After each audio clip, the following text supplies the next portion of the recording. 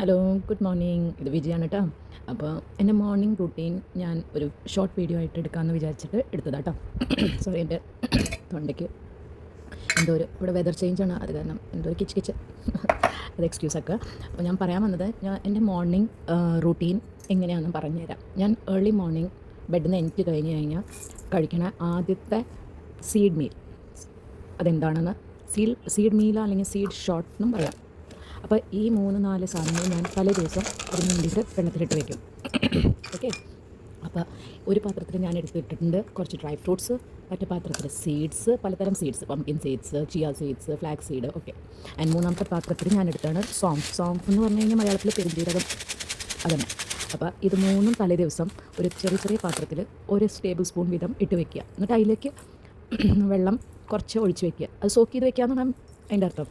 അത് കഴിഞ്ഞിട്ട് next day early morning നിങ്ങൾ എണീറ്റ് കഴിഞ്ഞ് കഴിഞ്ഞാൽ ഒരു ഗ്ലാസ് ഹോട്ട് വാട്ടർ കുടിച്ച് കഴിഞ്ഞ് കഴിഞ്ഞാൽ ഈ സീഡ് ഷോട്ട്സും ഡ്രൈ ഫ്രൂട്ട് ഷോട്ടും നിങ്ങൾ കഴിക്കുക. അപ്പോൾ അതിൻ്റെ മാക്സിമം ബെനിഫിറ്റ്സ് നിങ്ങൾക്ക് കിട്ടും.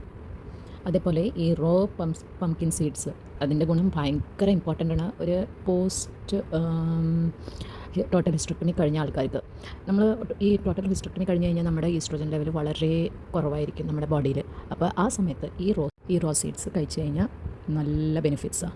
നമ്മുടെ അയൺ ഡെഫിഷ്യൻസി എല്ലാം കഴിഞ്ഞിട്ടും അയൺ സിങ്ക് എല്ലാം നമുക്കിതൊന്ന് കിട്ടും. ഇത് നമ്മുടെ ഹെൽത്ത്, പൊതുവെയുള്ള health, hair, skin, hormones, heart എല്ലാം കൺട്രോൾ ചെയ്യും.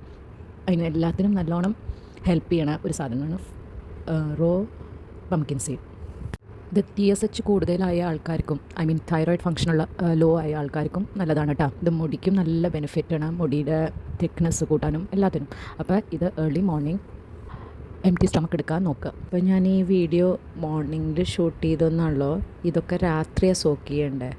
എന്നിട്ട് നെക്സ്റ്റ് ഡേ മോർണിംഗിൽ ഇതൊക്കെ കഴിക്കുക. ഓക്കെ.